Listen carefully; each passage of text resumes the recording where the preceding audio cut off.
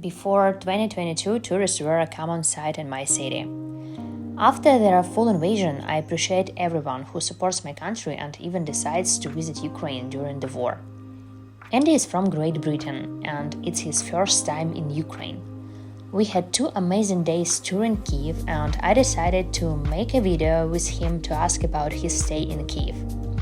We visited tourist attractions and, of course, got introduced to Ukrainian cuisine.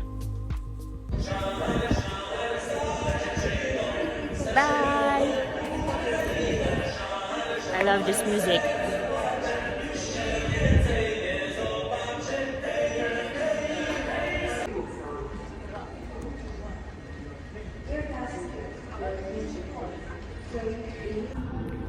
So, actually that's it. Andy, my tourist, my guest left, and I want to see more tourists traveling to Kyiv because it's giving me a feeling of war times, like pre-war, pre-full invasion times.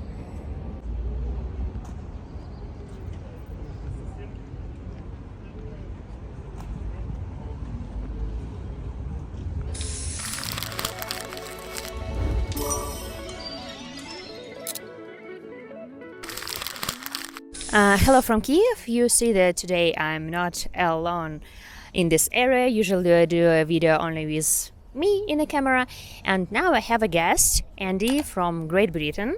He came to Kiev alone, and this was my idea to do the video and ask him a couple of questions, and thankfully he agreed. Hello, Andy. Hello. Hi. Hi. How are you doing? How Very is well, it? thank you. Yeah, really good. Tell me, it's your first time to Kiev. What is like your trip was here? What's the plans? Okay, well, why don't I start at the end?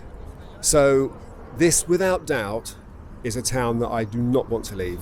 I absolutely adore the place. I love the people. I love the architecture. I love the city. It's a beautiful place. I've got 2 more days here, and for sure I'll be back. Now, I came a couple of days ago from Warsaw, Poland, on the train. I won't say it was easy. It was 17 hours, non-stop in one carriage. It was pretty grim, but it was worthwhile. I'm glad I came. You came not only because of Ukraine, you also saw other countries on the way, right? It's like your East European tour, I can say. Yeah, pretty much. The thing, I just think that, certainly for me, as I've got older in life, I'm more interested in history. The history that I missed when I was at school just didn't seem relevant.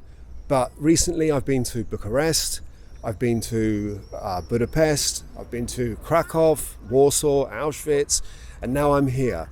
And it's just fascinating to see firsthand, with my own eyes, sites of significant recent global history. I remember when we met, we spoke a lot about Soviet Union, revolution, all of this things what was happened before, Ukraine, independence of Ukraine. So I definitely understand that you are interested specifically in the history, and I was really surprised that you come alone on your own in really this time when I have tourists very rarely. Mostly people came here because of their job, as I mentioned before, like some NGO or journalists, volunteers. You just came just because of the history people did before the full invasion of 2022. So tell me, what do you like the most of Kiev right now? Well, first and foremost, I've been to lots of countries in this region, but one that I've never been to was Kyiv. And I just thought to myself, well, look, I'll go on YouTube and I'll have a look and I'll see what life is like. And YouTube is littered with recent videos showing what looks to me relative normality. And I thought to myself, well, life goes on. People are living here. How hard can it be for me just, turn up and survive, say, 5 days when for you guys, you have no alternative? This is home. You have to make the best of it. And I've had an absolutely fab time. I've met some amazing people on the way. I've met amazing people here. Obviously, I've got nothing to compare Kyiv too, because this is my first visit. But for sure, I think it's a fab place. Without doubt, I'm going to come back. I'm going to rent an Airbnb next time and stay for like a month because it's a cool place. You know, the UK Foreign Office won't thank me for saying this, but come out, have a look. Have a look at a city which is not teeming with tourists. It's a chance to come to Kyiv and see Kyiv. Okay, yes, there's a war on, and you know, we can't play that down, but it's a chance to see Kyiv in pretty much its most authentic state, because it's only locals here. Almost, yeah. Pretty much, you know, Yeah. I am for sure a minority here. Oh. Yeah, come out and have a look. Come out. So do you feel safe? Like, yeah, the mosquitoes is going to eat us, but I hope you can survive for 5 minutes or what. Do you feel safe in Kyiv? Because today it was one air raid siren in the morning, and I checked the news. It was rocket coming to Kyiv, but then it was nothing. Like, how do you feel with air attack, rockets, and so on? Totally safe. Like, why? You never have been in the war zone before. No, but look, the nearest activity that I'm aware of is about 300 plus miles away. Mm-hmm. It's about as dangerous as being in London when there's a war in Newcastle.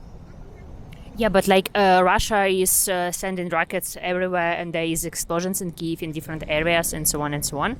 Okay, I've yet to see one, and it's easy to be blasé, and it's easy to think, okay, you know, it's somebody else's problem, it's not going to affect me. And I have to admit, I was on my balcony this morning and the siren went off, and I just thought, wow, okay, this is actually real. Mm-hmm. This isn't some film set. I am actually in a country at war, and yeah, I have to take it seriously. And I thought to myself, well, do I pop down to the shelter in my hotel, or do I just do what everyone else appears to be doing or not doing, and just to hell with it and just carry on? And I think really in a situation like this, unless you are immediately impacted, personally impacted, the tendency is just to think, well, it's a numbers game. It's a statistical improbability that anything's going to go wrong to you, mm-hmm. until such point it does. But you know, there I am on the balcony, and I'm watching, and I'm filming it, and that eerie sound of that wail, and I'm looking around, and no one's doing a thing. Everyone's going about their business. No one's running for cover.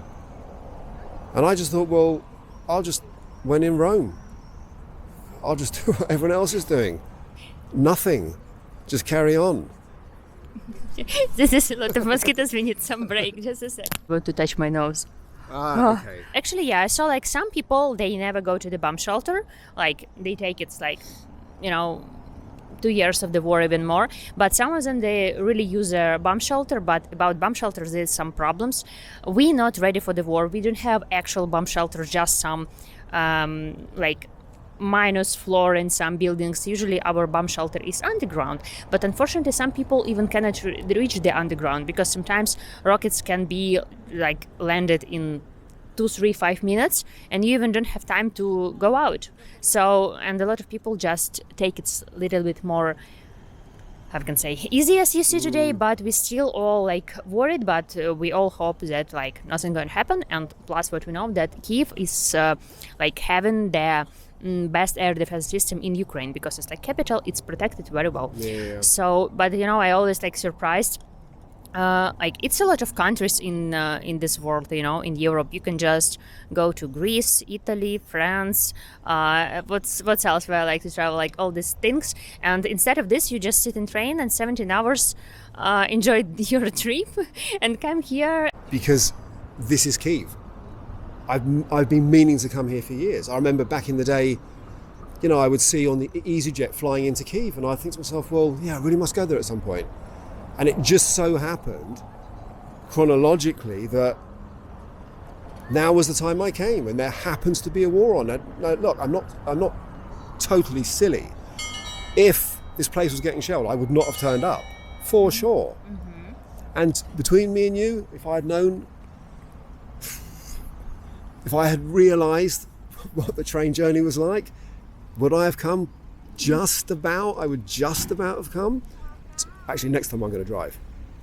Next time I'm going to fly into Lublin. You can go to like from Moldova. You can go to Poland, Krakow. For sure. No. I'm not. No, next time I'm going to fly into Lublin, hire a car and drive. This car, but sometimes it's with a train you have like a couple of hours. They check your documents. Sometimes in summer people wait in a line by bus, by cars, like 10 hours, 7 hours. Really? It could be like when it's like high season and people just want to go for travel somewhere, and they can just wait very long hours. So this is why I always prefer the train, because the train arrives in specific time. Despite all its faults, it kept time. Despite all its faults, and there were many, I tracked the train on my phone as we came into each stop, and it was exactly on time the whole way. So that's the plus. Yes. Plus, when you can arrive, and of course there was some like scenarios, the trains are delayed and you have flight and so on. But usually that you arrive in this time and you can plan your next train or your flight, or when you arrive. By car, it's like you can really be in a line for crossing the border, and that is like a little bit minus, but it's more comfortable, maybe faster, you're on your own. But I'm a huge fan of the train, because what I do, I have my laptop, I watch videos, I clean memory in my phone, I sit in the phone, I sleep. So I have 17 hours. Yes, I sleep. I totally occupied in the train. I can lay in a car. I don't like, because you have to sit, and then your legs is tired, your back is tired, and so on and so on. I used to like this train. It's a sleep wagon, and really I kind of like it so much.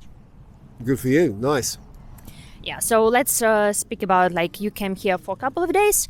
We had a nice tour, I hope, and now we are continuing to go around Kiev, sit in a nice place to try again Ukrainian cuisine. Yesterday it was Sunday and we went for one Ukrainian restaurant and tried Ukrainian borscht and the Ukrainian dumplings. What else was chicken Kyiv. And today I'm going to show another restaurant, and we walk in historical center, and usually we meet in the second part of the day, because first part of the day, how you explore Kiev? Right, best way to explore any city. Land, get to your hotel, or on the way to the hotel, hire a bike. The most important thing, get yourself some wheels and just go cycling around. Get yourself lost, it doesn't matter. Communicate with locals. I've met some amazing people on this trip, some awesome people. Like I said earlier on, fab people on the train, real characters in my hotel, great people on the street. Really, really, really, really good. But get the bicycle and just cycle around and just look at stuff and observe things you haven't seen before. Cycle up and down the river, look at the monuments, all of that kind of... It's the final video. It's like we are eaten by mosquitoes. Yeah, so anyway, get the bike, get amongst it, see what you can see. Look at new stuff. Honestly, I don't think that Kyiv is sometimes we somewhere actually we have a road for bikes special. How do you feel? It was comfortable to have a city without the line for bike? Not bothered. Yeah. Fine. Yeah. The thing is, I did think it would be hard to hire a bike, because I haven't seen any. I've seen almost no one on bikes. Yeah. But luckily, you gave me that link to that shop, and the guy rented me a great bike. Actually, you say that there are cycle lanes. There are a few cycle lanes. Yeah. But there aren't many people on the pavement. There are massive open expanses here. You're not going to get in anyone's way. You're not going to get yourself in danger, and you're not going to run anyone over. We don't have special roads for bikes everywhere, just special zones, special prospects and so on and so on. Or people usually take the bike and go to the park or in the streets on the weekends. But it's a little bit, for me, complicated, because you go with the cars in the same way. So if you know how to manage all this, so I guess driving by bike is cool, and Kyiv is a really huge city. Honestly, anyone timid on a bike needn't worry, because all the way down that Dnipro River, massive, massive wide expanses of pavement, very few people on them, hardly any bikes at all. The most timid cyclist would not have an issue at all on there. There's just so much space. You don't have to ride in the road. So I think we have to go to the restaurant because I feel like my legs also someone bites, and we go because of the curfew we have to eat till 9 p.m. 9 p.m. is the last order. Later, if you come later, done, you're going to be hungry. So we're going to eat now, and actually that's it. Maybe do some videos from the restaurant. Yeah, done. Yeah, absolutely. Yeah. So see you very soon. Cool. We are going now to the nice restaurant, Ukrainian one, and I just want to show you atmosphere around Kyiv. Sunday evening, people walking with kids, with dogs, sitting outside. I can also add that it's like not super warm right now. You need definitely some jacket, but it's very nice sunset and street music. So we arrived. Here's like a lot of cool restaurants, and we on Andriivsky Desert, and this is the last last wooden house that saved on the street from 19th century. It was 1850, something like this. So we're going to have here some dinner in Ukrainian restaurant. Whenever you like it. So this is our dinner, Ukrainian borscht too.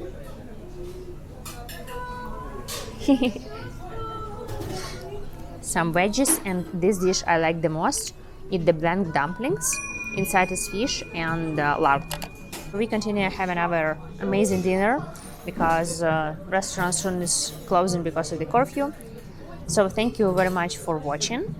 Don't forget to like, follow, and subscribe to my channel. And thanks for the talk. It's been brilliant. Thanks very much. Goodbye. Thank you. Yeah. So thank you, and also don't forget to support my channel. I have Patreon.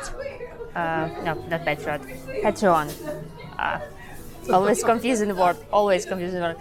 Patreon. Buy me a coffee, and you can put like and subscribe to my channel. Thank you very much. Bye bye.